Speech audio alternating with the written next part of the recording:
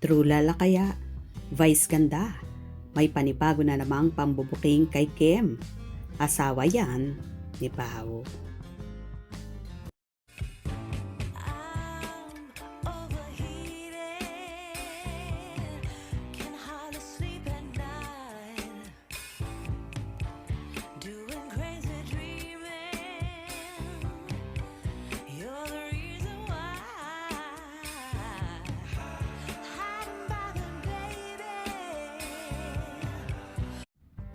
Punong-puno ng kulitan ang mga host ng It's Showtime nung nakaraang Sabado para sa Grand Finals ng Tawag ng Tanghalan Duets 2, kung saan may pang-aasar at tila ibinuking na naman ni Meme Vice Ganda ang kanyang anak-anakan na si Kim Chiu.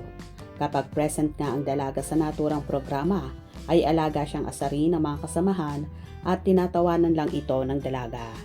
Sa mundo ng showbiz sa Pilipinas, hindi may kakailan ng bawat galaw at salita ng mga sikat na personalidad ay agad nagiging laman ng mga balita at usap-usapan, lalo na kung ito ay nagaganap sa pinanonood na noontime show sa bansa ang It's Showtime. Kamakailan lamang muling pinatunayan ng unkabogable star na si Vice Ganda ang kanyang pagiging number 1 supporter ng tambalang Kim Pao, ang sikat na love team ni Kim Chiu at Paolo Abilino, sa pamamagitan ng isang viral moment na nagpakilig sa milyon-milyong manonood. Ang kaganapan ay nangyari sa gitna ng mainit na labanan sa Tawag ng Tanghalan Grand Final, habang ang lahat ay nakatuon sa galing na mga mang-aawit. Isang kapansin-pansing eksena ang umagaw ng atensyon ng madla. Ito ay walang iba kundi ang agaw-pansing kagandahan ng Chinita Princess na si Kim Chiu. Nakasuot ng isang napakagandang gown na bumabagay sa kanyang kutis at hubog ng katawan. Si Kim Chiu ay tila isang diwata na bumaba sa entablado. Ang kanyang buhok na mahaba at maayos na nakastyle, habang ang kanyang makeup ay lalong nagpatingkad sa kanyang natural na ganda. Hindi ito pinalampas ni Vice Ganda, kilala sa kanyang pagiging prangka at mapagbiro. Agad na pinuri ni Vice ang kanyang co-host. Ngunit hindi lang ito basta papuri, ito ay isang flex, isang pagmamalaki na tila ba sinasabing, tingnan nyo ang alaga ko. Asawa yan ni Pao. Sa gitna ng palitan ng kuro-kuro at kasiyahan sa entablado, binitawa ni Vice Ganda ang mga katagang agad na kumalat sa social media. Sa video maririnig ang masiglang pagmamalaki ni Vice habang ipinapakita si Kim sa kamera at sa audience. Buong pagmamalaking sinabi ni Vice na asawa yan ni Pao.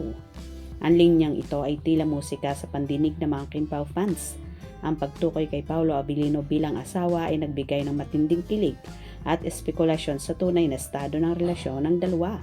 Bagamat madalas na tinutokso ang dalawa, ang maririnig mula mismo sa isang malapit na kaibigan at katrabaho gaya ni Vice Ganda ay nagbibigay ng iba't ibang bigat at kahulugan para sa mga fans. Ito ay kumpirmasyon ng kanilang matagal na hinala at inaasam-asam na ang tambalan sa telebisyon ay totoo na rin sa tunay na buhay.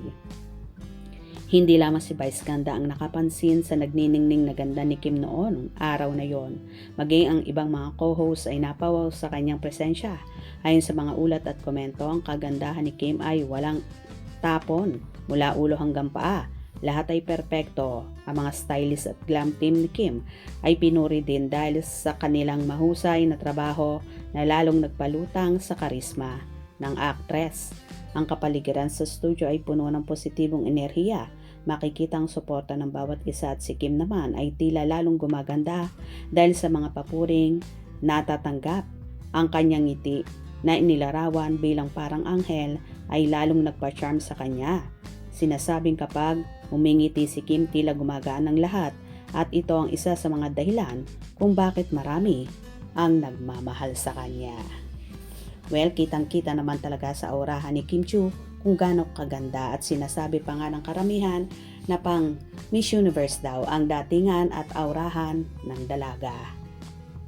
O diba, ang kulit-kulit ni Meme Vice Ganda at may panibago na naman pambubling at sinabing asawa yan ni Pao. Nagustuhan nyo ba yon? Hope you enjoyed. Please subscribe for more info.